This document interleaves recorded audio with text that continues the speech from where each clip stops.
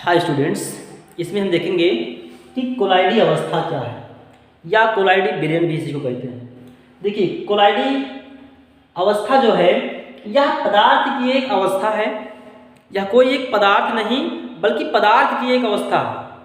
कोलाइडी अवस्था ये पदार्थ की एक अवस्था है और इसमें जो कण होते हैं उसके कणों के आकार पर निर्भर करता है ये।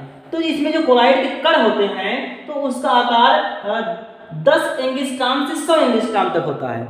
कोलाइड अवस्था में जो उसमें कण होते हैं उस कणों का आकार 10 एंगस्ट्रॉम से 100 एंगस्ट्रॉम तक होता है। अगर 10 एंगस्ट्रॉम से छोटा है तो वो कोलाइड विलयन नहीं होगा।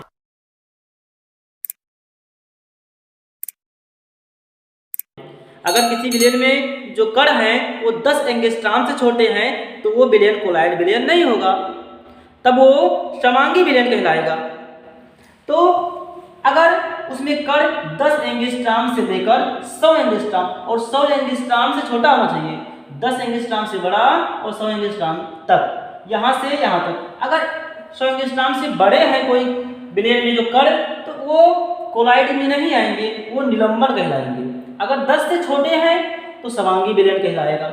तो जो कोलाइडी अवस्था है इसमें जो कोलाइड के कण होते हैं उसका आकार 10 एंगस्ट्रॉम से 100 एंगस्ट्रॉम। देखिए, कोई विलयन तब कोलाइड होगा जब उसका जो कण है, मान लेते हैं ये कण है। देखिए, अब इसमें जो कण मिले हुए हैं ये पूर्ण रूप से पूरे विलयन में समान रूप से रहेंगे और इसका जो आकार होगा ये 10 एंगस्ट्रॉम से लेकर 100 एंगस्ट्रॉम तक हो सकता है इसके जो कण है।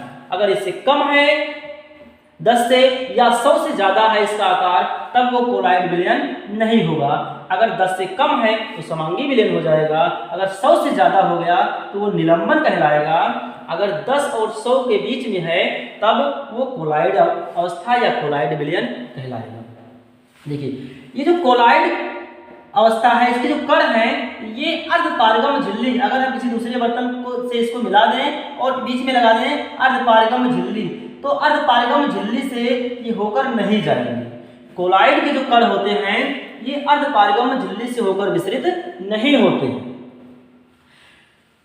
उदाहरण है गोंद, जिलेटिन, दूध, पनीर, बादल, खून, बहुत से हैं।